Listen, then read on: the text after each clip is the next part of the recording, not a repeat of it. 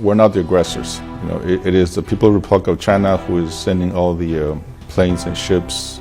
They're the ones huffing and puffing. They're the ones who's trying to annihilate our freedom and democracy in Taiwan. We need those arms for defensive purposes. The Chinese aggression is growing. According to the Taiwan Relations Act, the United States legally, or by this law, it should provide armed sales to Taiwan as needed. And as we know, it's commensurate to the threat that Taiwan is receiving. So our threat level is actually pretty high, come from the PRC. So again, but we'll respect the United States tempo on the announcements. We're trying to increase our defense expenditure. We're trying to increase our ability to defend ourselves better and survive at times of crisis. What I want to stress is that nothing has changed from the United States viewpoint and announcements. No policy change regarding Taiwan's U.S. position on Taiwan, and that I would take word for that. We are aware that we need to defend our homeland because it's our responsibility. So we will not wait and depend for the U.S. cavalry to come and save us. So we're much aware that we have our own burden, our own responsibility. So that's why we're willing to acquire, to buy U.S. equipment and arms to make ourselves stronger, better defensible, so that we are able to fend off these aggressions. Wow, a grand entrance. Thank you. Hello. Hello, Anna. Hi, nice to see you. Nice to see you again. Nice to see you again. We need those arms for defensive purposes. The Chinese aggression is growing. So, according to the Taiwan Relations Act, the United States is, legally, or by this law, should provide armed sales to Taiwan as needed. And as we know, it's commensurate to the threat that Taiwan is receiving. So our threat level is actually pretty high, come from the PRC. So again, but we'll respect the United States tempo on the announcements. Being planned, do you see that happen anytime soon before the first? We're trying to increase our defense expenditure. We're trying to increase our ability to defend ourselves better and survive at times of crisis. I have to instruct. I can only use my right hand. I'll exhibit to you that right. What I want to stress is that nothing has changed from the United States viewpoint and announcements. No policy change regarding Taiwan's U.S. position on Taiwan, and that I would take word for that. Taiwan, Sure. right? In the past couple of years, we started to stimulate. The importance is we are aware that we need to defend our homeland because it's our responsibility. So we will not wait and depend for the U.S. cavalry to come and save us. So we're much aware that we have our own burden, our own responsibility. So that's why we're willing to acquire, to buy U.S. equipment and arms to make ourselves stronger, better defensible, so that we are able to fend off these aggressions. He appears to be very supportive of Taiwan, but there will be times that he's. First and foremost, we're not the aggressors. It is the People's Republic of China who is sending all the planes and ships. They're the ones huffing and puffing. They're the ones who's trying to annihilate our freedom and democracy in Taiwan. Yeah, we've noticed some different ways of how the U.S. administration works, from the prior President Biden to the current one. And, President Trump is someone who doesn't like to, again, he acts outside the box many times. But it's important to look at the actions, what is happening, and then not just the rhetoric. But also, as Secretary Hexek of the Department of War mentioned in his intervention in Shangri-La talks in Singapore recently, he said that nothing has changed in the United States aspects in their relevance to the Indo-Pacific, the Pacific. But you may notice a change in language, but it speaks softly, but still carry the big stick still there. For spring to come and see all of these come up again, and you feel blessed and thankful for being alive. So By the way, I studied literature, so I'm trying to get poetic, but again, bear with me. But again, we're very thankful. This is the opportunity to be thankful. But at the same time, you see lots of things going on in the world that are troubling. We have the government shutdown for one, but also lots of conflicts around the world. You have Taiwan being coerced militarily, economically, and all this cognitive warfare against Taiwan. So I said, well, are we in good times or bad times? Depends which articles you read, but there's been some negative information on Taiwan lately about our president not being able to come to the United States, about some meetings canceled, or even there was this very dark reporting lately by this very notable press saying that my foreign minister hosted a dinner in New York and nobody came. That's BS, I'm sorry. That's not what happened. Actually, it was a very successful trip. But however people want to paint negative things about Taiwan,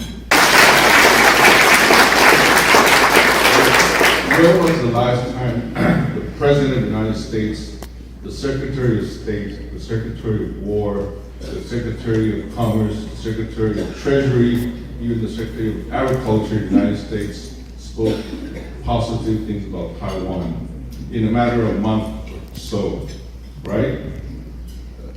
Maybe 3-4 years ago, you would not expect that to happen, but it did.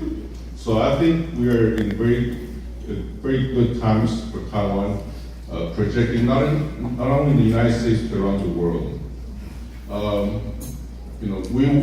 We've gone through many challenges throughout the years, for many decades, but Taiwan now in the world is projecting that we are a credible partner, that we do have a role to play in the world, not in the United States but around the world. So the image of Taiwan, the brand of Taiwan in the world now, it's a very shiny one, and we should all be proud about that.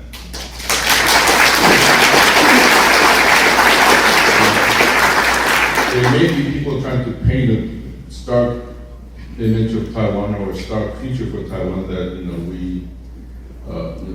even articles recently in the United States about we shouldn't make the PRC mad and give them what they want. If they want Taiwan, just give it to them and nothing will happen. Well, this is all the big wars that happened in the past, none of them were prevented because appeasement, to these attackers worked. You only work if you face up to them. So the spirit of the Taiwanese, just like the first song that we heard today, the spirit of the Taiwanese is Shangdong Yang, Shangcheng Yang, right?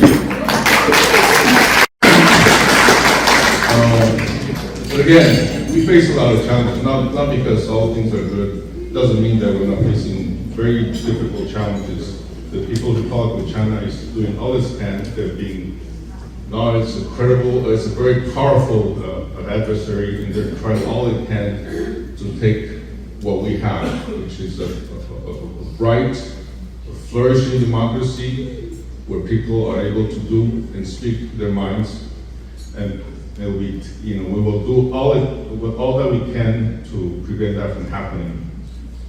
The will to fight with the Taiwanese is very strong. Again, not because we are very nice people, hospitable people, that we're not have the will to fight. You maybe see me in the videos, confronting this scholar from Hong Kong saying that it only takes 4 submarines to circle Taiwan and we'll surrender. Well, that he's totally wrong, and I gave my reply to him. But the people of Taiwan are strong, but we have to be united. There are lots of things happening in Taiwan, but there's only one Taiwan, there's only one people, and we have to work together to make sure that the spirit of Taiwan, our hard-earned democracy, that many of you have participated to achieve what we have today, have to be continued. lots of challenges ahead. It's a formidable adversary, but we are on the right side of history, and they're not. And as difficult as things can be, we have made friends that work. That's why we have to be thankful of who we have. Many friends in the United States. We just had Tom and Chopin. Lots of support from friends in Congress and many places. But also to all of you who have been contributing as Taiwanese Americans in your societies, in your communities. Proud to Clarence. We just met a couple of days ago and learn about his story. It's proud for me to represent Taiwan in the United States. In my 35 years of public service, I've never been prouder than today to represent Taiwan in the United States. Not only who you are, successful people in your communities, and when you speak of Taiwan nowadays, I walk around everywhere. I travel many places in the United States. I try to reach out as many people as possible.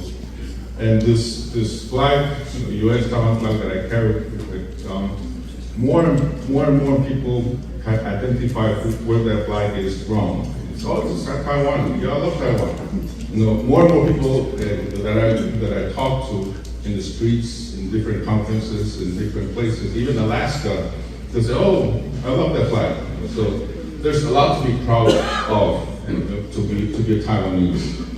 And not to mention Jensen Huang and Lydia and Lisa Su and A&D, proud Taiwanese Americans. But I also met this young Taiwanese American a month ago. His name is Brandon Tseng. Anyone know who he is, Brandon Tseng?